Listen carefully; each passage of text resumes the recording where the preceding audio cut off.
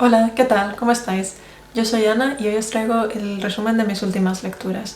Normalmente en estos resúmenes yo intento incluir un máximo de 4 o 5 libros porque me parece que más que eso puede resultar un poco pesado para un único vídeo. Así que bueno, en este vídeo os voy a hablar de 4 libros, todos creo que bastante distintos, pero interesantes a su manera. Así que vamos a ello. El primer libro del que quiero hablar es ¿Dónde estás, mundo bello?, de Sally Rooney. Diría que esta es mi novela favorita de las 3 que ha publicado hasta ahora. En esta novela la historia gira en torno a la vida de dos parejas de treintañeros y en concreto se centra en la amistad de Alice y Eileen. Alice es una autora joven que ha tenido mucho éxito, pero que decide irse a vivir al campo después de sufrir ciertos problemas de salud mental. Y por otro lado tenemos a Eileen, que trabaja en una revista literaria en Dublín y que está ahora mismo pasando por una ruptura y después de eso parece que anda detrás de un amigo de la infancia. Alice y Eileen eran compañeras de universidad en Dublín, pero ahora que viven en ciudades distintas se comunican exclusivamente a través de emails. Es curioso porque estamos ante una novela que es 100% contemporánea e incluso millennial, diría yo, lo cual me hace pensar varias cosas. Por un lado, me pregunto cómo de bien envejecerá con el tiempo. Me pregunto si va a ser uno de esos productos que la gente consume durante la primera semana en la que se publica y después rápidamente desaparece de la faz de la tierra porque todo el mundo está centrado en lo que viene después. Pero bueno, la verdad es que yo leí esta novela ya hace un mes y medio y creo que mi entusiasmo por ella también se ha desinflado un poco. He de decir que los emails fueron mi parte favorita de la novela, pero bueno, al mismo tiempo a mí me gustan mucho las novelas epistolares, así que supongo que no soy la más objetiva. En cualquier caso está claro cuál es el propósito de estos emails. Es como el único momento en el que tenemos acceso al diálogo interno de los personajes, porque fuera de estos emails la prosa de Rooney es muy plana y directa y no es algo malo. La verdad es que no sé cómo lo hace porque está literalmente describiendo lo que está pasando, pero no sé si es el ritmo, si es las palabras que utiliza, su estilo, pero hace que no resulte aburrido aún así. Volviendo al tema de los emails, sí que es un poco raro que Alice y Eileen correspondan exclusivamente a través de emails en una novela en la que hay muchísimas referencias a redes sociales y mensajes. Pero lo dicho, está claro que, que es una técnica que la autora tiene para insertar los pensamientos de los personajes y sobre todo también para dar rienda suelta a los propios pensamientos de la autora sobre una gran variedad de temas. Alice y Eileen hablan de muchas cosas en estos emails, hablan del concepto de la belleza, hablan de clases, de sus relaciones, de religión, etc. Y bueno, en un momento en concreto hablan de la novela contemporánea y de cómo resulta problemática, en concreto la novela euroamericana. Y bueno, no le falta razón, pero creo que en este punto en concreto de la novela es muy difícil no ver a Alice desplazada por la propia Rooney. Por un lado tenemos a Alice reconociendo parte del problema porque se pregunta qué valor tiene el hecho de que ella escriba novelas sobre relaciones cuando el mundo se cae a cachos.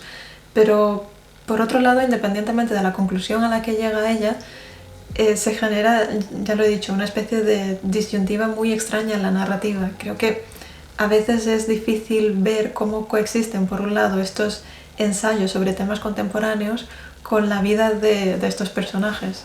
No sé, a veces cuesta mucho unir todas estas partes a pesar de que puedas disfrutar de ellas por separado. Con algo de distancia, aún así diría que es mi novela favorita de Rooney. Está muy bien escrita, mantiene esa misma esencia de la autora. Los personajes, diría que son prácticamente los mismos en todas las novelas, pero aún así los emails son, para mí fueron la mejor parte de este libro y creo que es un libro que sobre todo resonará muy bien con muchos lectores que compartimos generación con la autora. El segundo libro del que quiero hablar es El Atlas de las nubes, de David Mitchell. Creo que este fue una de mis lecturas favoritas del mes, o incluso de este año, diría, pero no sé muy bien por dónde empezar. Me río porque estoy mirando las notas que apunté en el cuaderno y aparentemente empecé las notas de este libro con no es una lectura fácil, voy a tener que tomar notas. Y sabéis que durante el primer tercio del libro no tenía ni idea de lo que estaba pasando. Estaba muy desorientada y me sentía muy frustrada porque sabía que la historia tenía que ver con muchas historias interconectadas entre sí, pero sentía que había algo que no estaba del todo captando. Luego simplemente lo acepté y dije, bueno, no sé qué está pasando, pero me interesa seguir leyendo este libro. Y esa sería mi primera recomendación si os animáis a leer este libro. No intentéis buscarle el significado o el mensaje desde las primeras páginas porque os va a resultar muy frustrante. Y sí, sigue siendo una historia con muchas historias interconectadas, pero las historias están separadas en el tiempo e incluso en el género. David Mitchell emplea muchas formas distintas de contar una historia. Tenemos cartas, tenemos diarios, entrevistas, etc. Y la conexión entre estas historias está ahí, es muy sutil y es como si fuera una especie de capricho del destino. Los personajes de cada historia, digamos, encuentran vestigios de la anterior que sirven para impulsar la suya propia. Estos personajes, o personaje, depende de cómo lo interpretes, llevan, lo dicho, vidas muy distintas, atraviesan circunstancias muy distintas, pero todos se topan con las mismas verdades y también con el mismo conflicto. Todos se rebelan contra la idea de que solamente puede prevalecer el más fuerte y bueno, esto se materializa en la novela bien en forma de corporaciones, del gobierno, de tribus, etc. Y creo que es muy interesante que no se pueda realmente separar el mensaje que transmite la novela con la forma en la que está contada, porque estas historias por sí solas realmente no tendrían el mismo peso que tienen todas en conjunto. Al mismo tiempo, estos personajes se dan cuenta de que sus vidas no es algo que existan de forma aislada y que todas sus acciones tienen repercusiones en el mundo que los rodea. No sé, supongo que es una forma de interpretar el karma o la reencarnación de forma no religiosa. Lo dicho, no es una lectura fácil, pero si le dais una oportunidad yo creo que os resultará muy gratificante, sobre todo esa sensación que tendréis al final cuando acabéis el libro. Por mi parte, yo creo que va a ser una historia que se va a quedar conmigo durante mucho tiempo. También tenéis la peli, que creo que es un buen complemento al libro y que probablemente, el formato visual ayuda a percibir mejor muchos de estos mensajes. Bueno, hemos tenido una crisis con la luz. Estaba viendo lo que había grabado del vídeo anterior y llega un punto en el que prácticamente me quedo a oscuras y está todo desenfocado y... en fin, voy a retomar donde creo que estaba, espero que tenga sentido. El siguiente libro del que os quiero hablar es Crying in H Mart de Michelle Sonner. Este libro aún no ha sido traducido al español, pero la verdad es que me gustó mucho, así que quería hablaros un poquito de él. Michelle Sonner publicó en The New Yorker hace unos años un ensayo que comparte el mismo título que este libro y la verdad es que atrajo mucha atención y en cierto modo este libro podría ser como una expansión de este ensayo en el que ella relata sus memorias tras la muerte de su madre. Sonner es mitad coreana por parte de madre y mitad estadounidense por parte de padre. En este primer ensayo, Sonner nos expone a la idea de cómo ciertos sentidos, en este caso el gusto, guardan una relación tan estrecha con nuestros recuerdos. Para ella, la comida, en concreto la comida coreana, es el último vestigio que la une a su madre y también con esa cultura que forma la mitad de su identidad. También a lo largo del libro vamos a ver su experiencia creciendo como niña entre estas dos culturas y cómo a lo largo de su adolescencia y de su vida adulta se siente más afín a una cultura y a otra. Es un libro con un tono muy íntimo e igual es un poco obvio que diga esto, pero a veces también se siente muy personal. Yo además lo oí en audiolibro y está narrado por la propia autora, lo cual hace que sea una experiencia más cercana si cabe. Al mismo tiempo creo que es esta vulnerabilidad y la predisposición de la autora a mostrarse como alguien imperfecto lo que hace posible que muchos lectores conecten con este libro.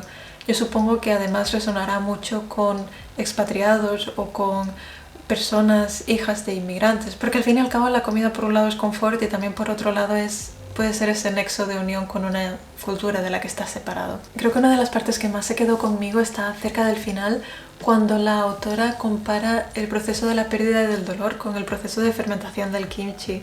Suena muy extraño, pero en palabras de la autora lo que quiere hacer es asegurarse de que estas memorias no se descomponen y no se tiñen para siempre por el dolor de la pérdida. Así que a la hora de escribir estas memorias ella está haciendo un ejercicio de introspección, sobre todo porque interactúa con estos recuerdos, tiene la oportunidad de darles forma, de darles sentido y de darle la lógica que ella quiere para poder preservarlos. Al final ella se asegura de que la cultura que su madre y ella compartían no muere con ella. Obviamente hay hueco para lo amargo en un libro así. Sin embargo, he de reconocer que la autora no cae en la trampa fácil del sentimentalismo y de idealizar a su familia después de la muerte de su madre. De hecho, diría que está muy lejos de retratar una imagen perfecta de su madre o de sí misma. Lo dicho, es un libro muy emotivo, muy conmovedor, con una prosa muy bonita y que creo que sobre todo tiene un enfoque muy especial hacia la pérdida. Y lo dicho, si tenéis la oportunidad de oírlo en audiolibro, yo os lo recomiendo mucho. Para acabar, leí The Beast Player de Nahoko Uehashi. Como ya os dije en otro vídeo, es una fantasía juvenil y me llamaba la atención porque es una autora japonesa y me parece que no tenemos muchas obras de fantasía traducidas del japonés. Creo que normalmente este tipo de género suele venir más en formato de manga y de anime. Pero bueno, este acabó siendo una lectura muy entretenida. Tiene unas 500 páginas, pero aún así yo me lo leí en el transcurso de unos 10 días y me alegro de haberlo empezado cuando lo empecé, porque estaba atravesando un pico de estrés en el trabajo y la verdad es que fue muy buen libro para desconectar y para bajar el ritmo en general. La novela arranca fuerte, eso sí. Elin es una niña de 10 años que se ve forzada al exilio cuando de repente las bestias que están a cargo de su madre mueren de un día para otro. Estas bestias son una especie de arma del ejército de la región y, lo dicho, como consecuencia, la madre es condenada a muerte. Elin, sin embargo, logra huir y al final es criada por un apicultor en una región distinta. A pesar de las terribles circunstancias, Elin se convierte en una niña muy curiosa, con mucha sensibilidad y sobre todo amante de la naturaleza. Y es precisamente estas cualidades, esta curiosidad, ese amor por la naturaleza lo que le permite forjar un vínculo muy estrecho con estas bestias, cosa que se considera imposible.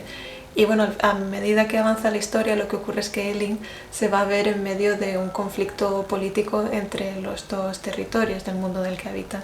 Aunque no sea una novela súper original ni rompedora, para mí fue muy refrescante encontrarme con fantasía juvenil que no se centraba ni en romance ni tampoco exclusivamente en el poder de la protagonista. De hecho, tenía mis reservas a la hora de leer este libro porque al menos la sinopsis parecía estar plagada de los típicos tropos de la fantasía juvenil, pero la verdad es que me sorprendió descubrir un libro con un tono muy ligero e introspectivo. No esperéis una novela llena de acción. Creo que lo que hace muy bien es que el ritmo de la novela va en perfecta concordancia con el desarrollo de Elin como personaje, hasta que, te encuentras con un final tenso y complejo. En fin, tengo muchas ganas de saber lo que pasa, así que sé que en algún momento también leeré la secuela. Y de nuevo, hemos llegado otra vez hasta el final. Estos son los 4 libros que he leído durante el mes de octubre. Lo dicho, creo que han sido lecturas muy satisfactorias, así que espero poder seguir con este ritmo hasta final de año y no sé, mucho más. En fin, eso es todo por mi parte. Si queréis seguir hablando de estos libros, yo os espero en los comentarios, lo mismo si tenéis alguna recomendación, y toda la información la tenéis en la descripción. Muchas gracias por ver hasta el final y nos vemos en el siguiente.